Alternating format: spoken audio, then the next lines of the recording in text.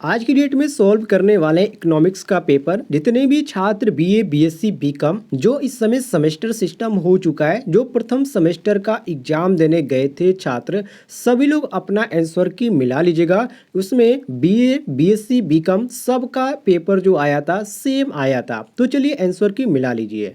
Question number 1 से पहला question इसमें पूछा गया था कि मांग की मूल्य लोच कितने प्रकार की होती है। तो टोटल ये 3 प्रकार की होती है, जिसमें यहाँ पर आपको 4 ऑप्शन दिया गया था। बिल्कुल करेक्ट आंसर मिला लीजिएगा। अगले क्वेश्चन को देखिए, क्वेश्चन नंबर 2 जिसमें पूछा गया था मूल्य तथा मांग में क्या संबंध है। इसका यहाँ पर संबंध पूछा गया था। तो साथियों इसका संबंध यहाँ पर आपको देखने को मिल जाता है। इसका धनात्मक भी होता है और ऋणात्मक भी होता है। इसलिए यहाँ पर हम 3 ऑप्शन करेक्ट मारेंगे, दोनों मतलब कि 1 और 2 दोनों ऑप्शन हमारा सही है। इसलिए यहाँ पर हम 3 ऑप्शन करेक्ट आंसर मारेंगे। क्वेश्चन नंबर 3 को देखिए, जिसमें पूछा गया था उपभोक्ता की बचत धारणा संबंधित है। ये किस चीज से संबंधित है इसमें पूछा गया था। तो साथियों ये जो यहाँ पर संबंधित है ये हिग्स से संबंधित है। ठीक है, तो यहाँ पर आपको 2 ऑप्शन देखने को मिलता है करेक्ट आंसर। क्वेश्चन नंबर 4 को देखिए, इसमें पूछा गया था जब मांग वक्र y अक्ष के समानांतर होता है तब मांग की मूल्य लोच होती है। तो उस समय मांग की जो मूल्य लोच होती है साथियों वो शून्य होती है, जो कि यहाँ पर गलत हो चुका है। तो यहाँ पर आपका सही हो जाएगा ऑप्शन ए। बिल्कुल करेक्ट आंसर मिला लीजिएगा। क्वेश्चन नंबर 5 को देखिए, जिसमें पूछा गया था कि प्रतिस्थापन वस्तुओं का उदाहरण है। प्रतिस्थापन वस्तुओं का उदाहरण कार और पेट्रोल है, जो कि यहाँ पर आप देख सकते हैं। मतलब कि एक स्थान से दूसरे स्थान जो वस्तुएं को यहाँ पर ले जाने की जरूरत पड़ती है उसमें यहाँ पर कार और पेट्रोल का संबंध यहाँ पर आपको दर्शा रहा है। तो यहाँ पर आपका सही हो जाता है ऑप्शन 1। बिल्कुल करेक्ट आंसर। अगले क्वेश्चन को देखिए, क्वेश्चन नंबर 6 जिसमें पूछा गया था पूरक वस्तुओं का उदाहरण है। साथियों पूरक वस्तुओं का उदाहरण चाय और कॉफी, पेन और स्याही, लिम्का और पेप्सी दोनों हो जाएगा। इसलिए यहाँ पर हमारा सही हो जाता है ऑप्शन नंबर 4। बिल्कुल करेक्ट आंसर मिला लीजिएगा। क्वेश्चन नंबर 7 को देखिए, जिसमें पूछा गया था पूर्ति और कीमत में संबंध होता है। पूर्ति और कीमत में संबंध जो होता है पॉजिटिव का होता है अर्थात धनात्मक का होता है। तो ये आपका 3 ऑप्शन सही हो जाता है।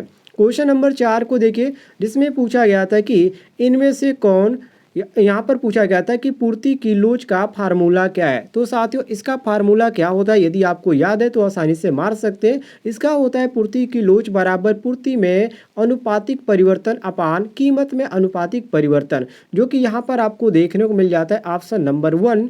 बिल्कुल करेक्ट आंसर। क्वेश्चन नंबर 8 को देखिए, इसमें पूछा गया था मांग की अड़ी लोच के विचार का प्रतिपादन किया है। मतलब इनका यहाँ पर नाम पूछा गया था, ये किनके द्वारा प्रतिपादन किया गया है। तो साथियों ये किया गया मूर के द्वारा, जो कि यहाँ पर 2 ऑप्शन आपको देखने को मिलता है। बिल्कुल करेक्ट है।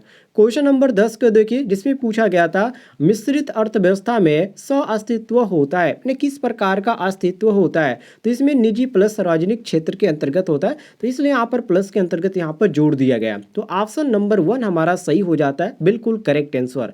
क्वेश्चन नंबर 11 को देखिए, इसमें पूछा गया था पूंजीवाद की विशेषता है। पूंजीवाद की जो विशेषता है वो किस प्रकार है। तो देखिए संपत्ति पर राज्य सरकार का जो स्वामित्व होता है वही आपका होता है पूंजीवाद की विशेषता। और यहाँ पर आपको 3 देखने को मिलता है। बिल्कुल करेक्ट है। तो ये आपका सही हो जाता है 3। मिला लीजिएगा। आगे देखिए क्वेश्चन नंबर 12 को, जिसमें पूछा गया था कि अर्थशास्त्र चयन की समस्या का विज्ञान है। अर्थशास्त्र चयन की समस्या का विज्ञान है। बिल्कुल ये सही बात है और यहाँ पर आपका सही हो जाता है 1। बिल्कुल करेक्ट आंसर मिला लीजिएगा। आगे बढ़ते क्वेश्चन नंबर 13 पे, जिसमें पूछा गया था कि अर्थशास्त्र का पिता किसे कहा जाता है। जो छात्र यहाँ पर अर्थशास्त्र पढ़ रहा है, इकोनॉमिक्स पढ़ रहा है, यदि उससे ये पूछा जाए और उसको जानकारी नहीं है तो क्या फायदा। तो ये आपका हो जाता है एडम स्मिथ, जो कि यहाँ पर आपको 3 ऑप्शन देखने को मिलता है करेक्ट आंसर। आगे बढ़ते क्वेश्चन नंबर 14 पे, जिसमें पूछा गया है कि आवश्यकताएं होती है। मैंने आवश्यकताएं कैसी कैसी होती है। देखिए इसमें आवश्यकताएं कई प्रकार की हो सकती है, सीमित भी हो सकती है, कम भी हो सकती है, असीमित भी हो सकती है। इसलिए यहाँ पर हम मारेंगे 4 उपयुक्त सभी। 4 ऑप्शन हमारा सही हो जाता है। बिल्कुल करेक्ट आंसर। क्वेश्चन नंबर 15 को देखिए, इसमें पूछा जा रहा है कि साधन होते हैं, जो साधन होते हैं वो कितने प्रकार के होते हैं और जो साधन होते हैं इसके आंसर के अनुसार यहाँ पर कौन से सही है। तो साधन जो होते हैं वो सीमित होते हैं, असीमित तो होंगे नहीं और न आवश्यकताओं के बराबर होते, क्योंकि सबके पास जो साधन है कुछ के अधिक है, मतलब कि जितनी आवश्यकता है उससे अधिक भी है तो हम कह नहीं सकते, इसलिए हम कहेंगे कि सीमित है। तो यहाँ पर आपका सही हो जाता है बिल्कुल करेक्ट आंसर। आगे बढ़ते क्वेश्चन नंबर 16 पे, इसमें पूछा गया है कि हीरा पानी विरोधाभास किससे संबंधित है। तो ये संबंधित है साथियों किसके, एडम स्मिथ से। तो ये आपका जो सही हो जाता है, दो ऑप्शन बिल्कुल करेक्ट आंसर हो जाता है। क्वेश्चन नंबर 17 को देखिए, इसमें पूछा जा रहा है कि गोसेन का प्रथम नियम क्या है। गोसेन का प्रथम नियम सीमांत उपयोगिता ह्रास नियम के अंतर्गत आता है और ये आपका सही हो जाता है ऑप्शन 1 बिल्कुल करेक्ट आंसर।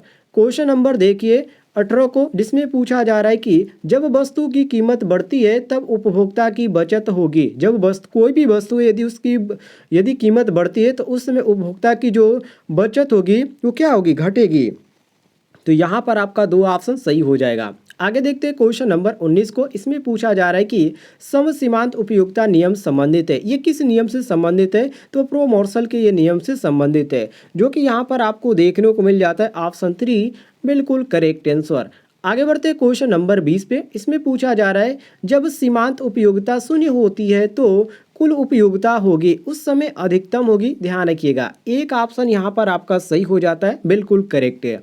आगे बढ़ते हैं क्वेश्चन नंबर 21 पे, इसमें यहाँ पर पूछा गया था सीमांत उपयोगिता का सूत्र क्या है। देखिए सीमांत उपयोगिता का सूत्र यहाँ पर आप सही देखेंगे तो यहाँ पर आपका जो निकल के आएगा साथियों, यहाँ पर आपका 3 बिल्कुल करेक्ट आंसर हो जाएगा। मिला लीजिएगा TUN-TU और यहाँ पर आपको N-1 देखने को मिलेगा, तो ये आपका 3 हो जाएगा। गूगल से आप देख लीजिएगा, यदि दिक्कत होगी तो यही आपको देखने को मिलेगा।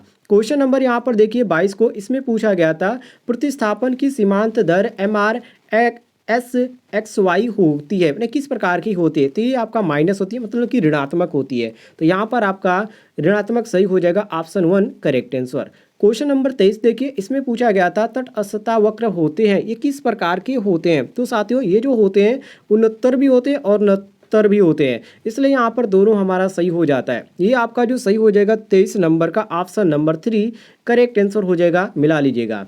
आगे बढ़िए क्वेश्चन नंबर 24 पे, इसमें पूछा गया था, सॉरी साथियों यहाँ पर आपका सही हो जाता है, दो बिल्कुल सही हो जाता है। ठीक है, ये उन्नतर नहीं होता है, ये आपका उन्नतर होता है और यहाँ पर आपका दो ऑप्शन सही हो जाता है। आगे बढ़ते हैं क्वेश्चन नंबर 24 पे, इसमें पूछा गया था एक उपभोक्ता साम्य की स्थिति में होगा जब, तब यहाँ पर एक सूत्र यहाँ पर देखिए, इसमें आपका जो सही हो जाता है, सही आप गूगल से सर्च करेंगे तो आपको देखने को मिलेगा ऑप्शन नंबर 1। तो ये आपका एक ही ऑप्शन बिल्कुल करेक्ट आंसर हो जाता है। मिला लीजिएगा। क्वेश्चन नंबर 25 को देखिए, इसमें पूछा गया था प्रकट अभिमान सिद्धांत को प्रतिपादित किया है, ये किनके द्वारा प्रतिपादित किया गया, ये क्वेश्चन में पूछा जा रहा है। तो प्रो सैमुअल्सन के द्वारा ये प्रतिपादित किया गया, जो कि यहाँ पर दो ऑप्शन मैच करा है, तो हम दो ऑप्शन करेक्ट आंसर मारेंगे। आगे बढ़ते क्वेश्चन नंबर 26 पे, जिसमें पूछा गया था उत्पादन फलन क्या होता है। उत्पादन फलन क्या होता है, मैंने यहाँ पर इसके यहाँ पर बारे में पूछ रहा है और यहाँ पर सही टिक आप कौन सा मारेंगे। तो देखिए इसमें आपका उत्पादन F बराबर जो होता है, F का मतलब यहाँ पर उत्पादन के साधन से होता है, उत्पादन बराबर F मतलब उत्पादन के साधन। तो ये आपका 1 ऑप्शन यहाँ पर सही हो जाता है। आगे बढ़ते हैं क्वेश्चन नंबर 27 पे, इसमें पूछा गया था उत्पत्ति के नियम कितने प्रकार के होते हैं। तो जो नियम होते हैं साथियों, ये आपके कितने प्रकार के होते हैं, तो उत्पत्ति के जो नियम होते हैं ये टोटल 4 प्रकार के होते हैं। यहाँ पर गलत हो गया, तो ये आपका 4 ऑप्शन सही हो जाता है। मिला लीजिएगा। क्वेश्चन नंबर 28 को देखिए, इसमें पूछा गया था मोड़ का बिंदु तब होता है जब, मतलब किस समय होता है। तो देखिए साथियों ये जो आपका होता है सीमांत उत्पादन शून्य जो होता है उस समय होता है, जो कि यहाँ पर आपको देखने को मिलता है 4 ऑप्शन बिल्कुल करेक्ट आंसर। मिला लीजिएगा, सभी लोग मिला लीजिएगा। आगे बढ़ते क्वेश्चन नंबर 29 पे, जिसमें पूछा गया था कि जब MP अर्थात सीमांत उत्पादन ऋणात्मक होता है तब TP का मतलब कुल उत्पादन होता है, उस समय क्या होता है। तो उस समय साथियों ये हमेशा घटेगा, क्या होगा, घटेगा। तो यहाँ पर आपका सही हो जाता है 2 बिल्कुल करेक्ट आंसर। क्वेश्चन नंबर 30 को देखिए, जिसमें पूछा गया था सम उत्पाद वक्र के ढाल को कहा जाता है। तो यहाँ पर आपका सही आंसर देखने को मिलता है ऑप्शन 1 MRTSXY और यहाँ पर आपका ए ऑप्शन बिल्कुल मैच कर रहा है। आगे बढ़ते क्वेश्चन नंबर 31 पे, इसमें पूछा जा रहा है औसत स्थिर लागत का सूत्र क्या है। तो साथियों इसका सही सूत्र होता है AFC बराबर TBC अपान क्यू, जो कि यहाँ पर आपको देखने को मिलता है 1। बिल्कुल करेक्ट आंसर। यहाँ पर आपका सही हो जाता है 31 का 1 बिल्कुल करेक्ट आंसर। ये आपका जो दिया गया ये आपका रॉन्ग दिया गया, ठीक है, ध्यान रखिएगा, आप यहाँ पर गूगल से मिला लीजिएगा। आगे देखते हैं क्वेश्चन नंबर 32 को, जिसमें पूछा जा रहा है औसत लागत का सूत्र क्या है। औसत लागत का जो सूत्र होता है साथियों वो क्या होता है, तो यहाँ पर बिल्कुल सही मारा गया है AC बराबर TC अपान Q होता है। और यहाँ पर एक ऑप्शन बिल्कुल मैच कर रहा है, तो हम एक ऑप्शन करेक्ट आंसर मारेंगे। क्वेश्चन नंबर 33 को देखिए, इसमें पूछा गया था सीमांत लागत का सूत्र क्या है। सीमांत लागत का सूत्र क्या है, तो इसका भी होता है MC बराबर TC अपान Q, जो कि यहाँ पर आपको 1 ऑप्शन देखने को मिलता है, बिल्कुल करेक्ट आंसर। आगे देखिए क्वेश्चन नंबर 34 को, जिसमें पूछा जा रहा है कि औसत आगम का सूत्र क्या है। औसत आगम का सूत्र क्या होता है, तो AR बराबर TR अपान Q होता है, जो कि यहाँ पर आपका ए ऑप्शन मैच कर रहा है, ए ऑप्शन करेक्ट आंसर हो जाएगा। आगे देखिए क्वेश्चन नंबर 35 को, इसमें पूछा गया था कि कच्चे माल पर व्यय कहलाता है। कच्चे माल पर व्यय कहलाता है, तो साथियों ये क्या कहलाता है, तो इसको यहाँ पर बोला जाता है, जो कि आप पढ़ेंगे तो आपको देखने को मिलेगा परिवर्तनशील लागत, जो कि यहाँ पर आपका 2 ऑप्शन दिया गया है, 2 ऑप्शन करेक्ट आंसर हो जाएगा। क्वेश्चन नंबर 36 को देखिए, इसमें पूछा गया था प्रति इकाई उत्पादन लागत कहलाती है, ये AC के अंतर्गत कहलाती है और AC के अंतर्गत इसको जाना जाता है, तो यहाँ पर आपका एक ऑप्शन बिल्कुल करेक्ट आंसर हो जाता है। क्वेश्चन नंबर 37 को देखिए, जिसमें कहा जा रहा है एक फर्म के संतुलन की शर्त होती है, तो दोस्तों इसकी जो शर्त होती है ये होती है MR बराबर MC, जो कि यहाँ पर आपको देखने को मिलता है ऑप्शन 2 बिल्कुल करेक्ट आंसर मिला लीजिएगा। यहाँ पर 2 ऑप्शन आपका सही हो जाता है। आगे बढ़ते क्वेश्चन नंबर 38 पे, जिसमें पूछा जा रहा है कि पूर्ण प्रतियोगिता में क्या होता है साथियों, तो AR बराबर MR होता है, ये मिला लीजिएगा, ये मोस्ट इंपॉर्टेंट था। चलिए क्वेश्चन 38 हो गया। अब आगे बढ़ते 39 पे। सभी लोग यहाँ पर आंसर मिलाते जाइए और कमेंट में जरूर बताइएगा अब तक आपने कितने सही किए। क्वेश्चन 39 को देखिए, जिसमें कहा जा रहा है कि मांग की लोच के लिए कौन संबंध सही है, मैंने यहाँ पर सही इसमें जो संबंध है वो कौन सा है, तो देखिए ये वाला बिल्कुल संबंध इसमें सही यहाँ पर दर्शाया गया है और यही आपका सही है, E बराबर AR माइनस MR अपान AR, तो ये आपका 2 ऑप्शन सही हो जाता है। आगे बढ़ते हैं क्वेश्चन नंबर 40 पे, जिसमें पूछा गया कि अल्पकाल में एक फर्म क्या प्राप्त कर सकती है, तो देखिए इसमें प्राप्त कर सकती है, मैंने फर्म क्या प्राप्त कर सकती है अल्पकाल मतलब कि कम समय में, तो कम समय में क्या होगा, हानि ही होगा, क्योंकि उसमें सही से कार्य नहीं होगा तो उसमें क्या होगा, हानि ही होगा, तो यहाँ पर आपका 2 सही हो जाएगा, बिल्कुल करेक्ट आंसर मिला लीजिएगा।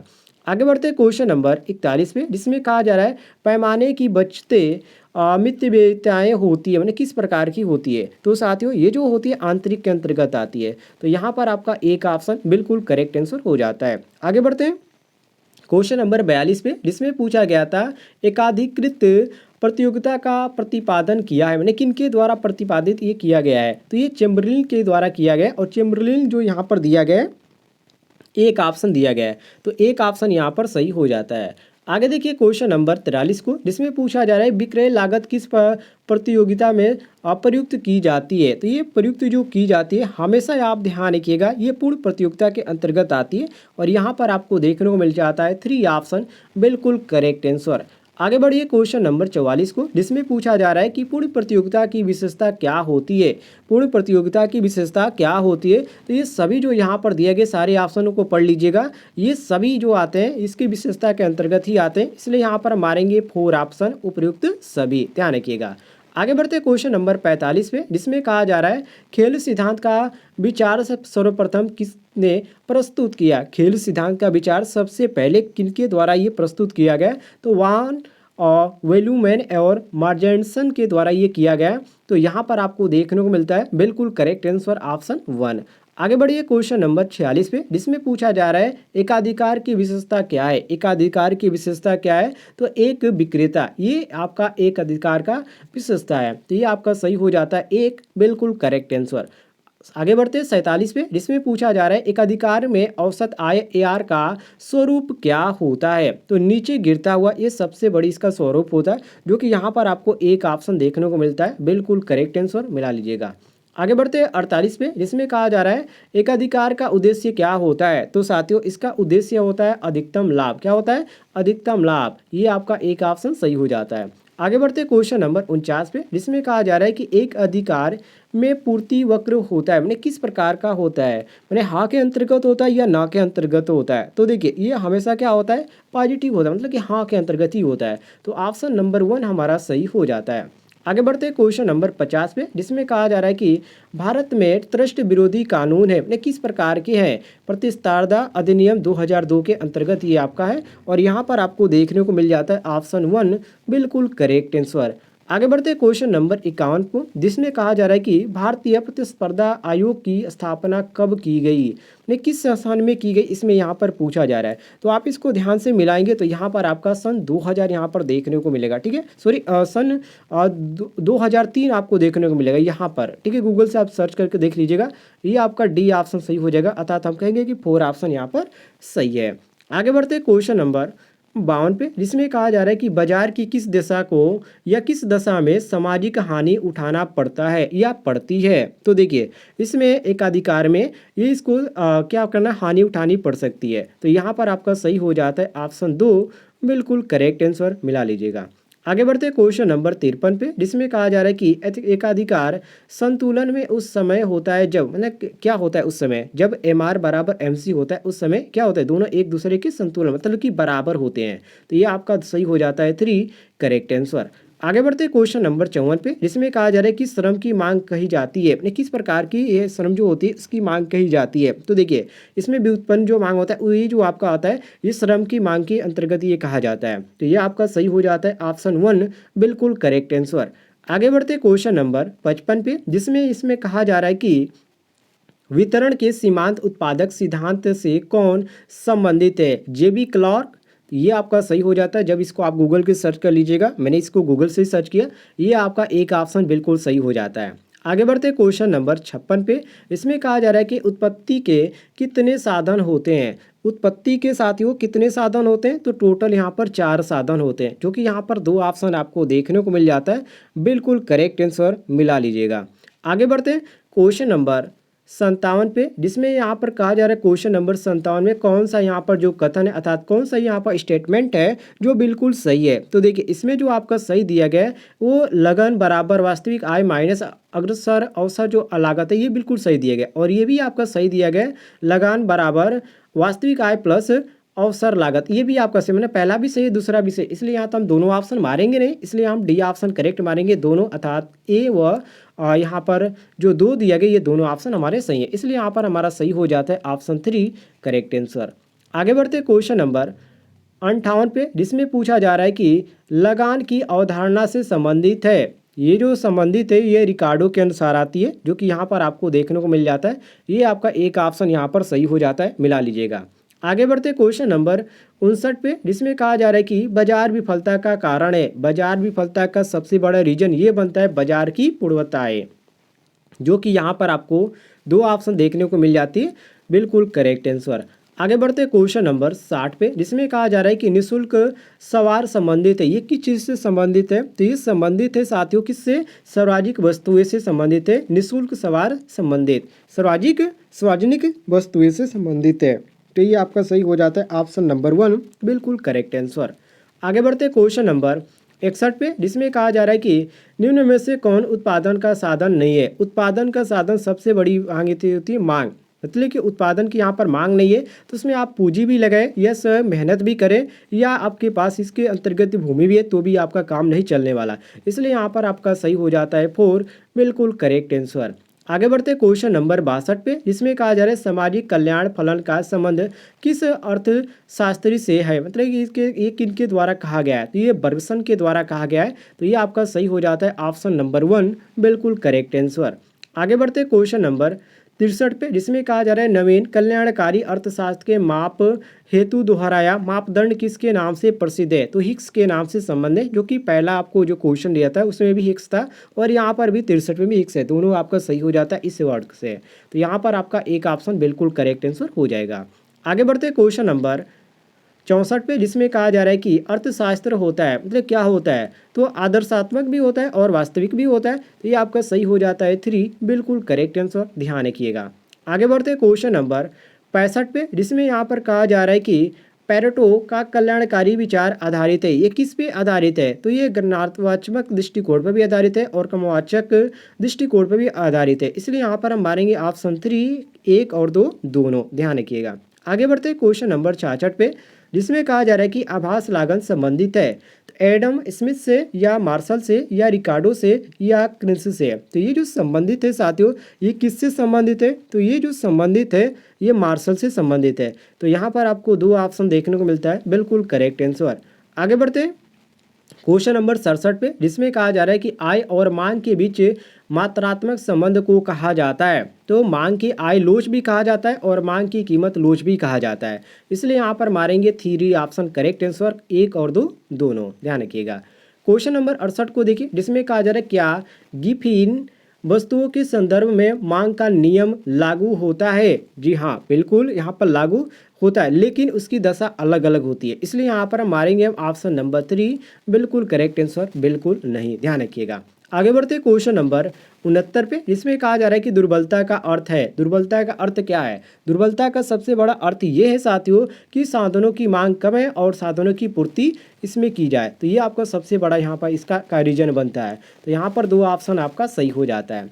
आगे बढ़ते क्वेश्चन नंबर 70 पे, जिसमें पूछा जा रहा है कौन सा कथन सही, मतलब यहाँ पर जो स्टेटमेंट दिया गया है इसमें से आप पढ़िए, इसमें से कौन सा सही है। तो आप पढ़ेंगे तो सब कुछ यहाँ पर आपको सही दिया गया, इसलिए आप यहाँ पर मारेंगे 4, क्योंकि सभी ऑप्शन सही है। तो यहाँ पर उपयुक्त सभी हमारा 4 ऑप्शन करेक्ट आंसर हो जाएगा। आगे बढ़ते हैं क्वेश्चन नंबर 71 पे, इसमें पूछा जा रहा है भारतीय आर्थिक प्रणाली है। भारतीय आर्थिक प्रणाली किस प्रकार की प्रणाली है, तो मिश्रित प्रणाली है। तो यहाँ पर आपका 1 ऑप्शन करेक्ट आंसर हो जाता है। आगे बढ़ते क्वेश्चन नंबर 72 पे, इसमें पूछा जा रहा है निम्नलिखित में से कौन सा मांग फलन है। तो डी बराबर एफ जो होता है, एक इसमें से एक ही क्वेश्चन जो ये आपका दिया गया है ये 2 बार पूछा गया है, लेकिन कुछ लोग यहाँ इसको पकड़ पाए होंगे तो आसानी से मार सकते हैं। तो यहाँ पर आपका सही हो जाता है ऑप्शन 1, बिल्कुल करेक्ट आंसर, ध्यान रखिएगा। आगे बढ़ते क्वेश्चन नंबर 73 पे, इसमें पूछा जा रहा है कि सीमांत उपयोगिता हो सकती है। सीमांत उपयोगिता हो सकती है, तो ये जो हो सकती है केवल धनात्मक भी हो सकती है, ऋणात्मक भी हो सकती है, केवल शून्य भी हो सकती है। तो ये आपका सही हो जाता है 4 ऑप्शन, बिल्कुल करेक्ट आंसर, उपयुक्त सभी। आगे बढ़ते हैं क्वेश्चन नंबर 74 पे, इसमें पूछा जा रहा है श्रेष्ठ वस्तुओं के लिए आय प्रभाव होगा, मैंने किस प्रकार का होगा, तो ये आपका धनात्मक होगा, ध्यान रखिएगा। 2 ऑप्शन आपका सही हो जाएगा। आगे बढ़ते क्वेश्चन नंबर 75 पे, जिसमें पूछा जा रहा है पूर्ण प्रतियोगिता में प्रत्येक फॉर्म होगी, मैंने किस प्रकार की होगी। तो साथियों ये जो होगी मूल्य ग्रहण करने वाली होगी, जो कि यहाँ पर आपको 1 ऑप्शन देखने को मिलता है, बिल्कुल करेक्ट आंसर। सभी लोग कमेंट बॉक्स में बताइएगा आपके कितने क्वेश्चन सही हुए। और इस तरह के क्वेश्चन आंसर पाने के लिए चैनल को सब्सक्राइब करें। नीचे आपको एक रेड कलर का बटन दिख रहा होगा सब्सक्राइब वाला, उसको दबाकर और बगल में घंटी वाला आइकन को दबाकर ऑल नोटिफिकेशन पे क्लिक करें।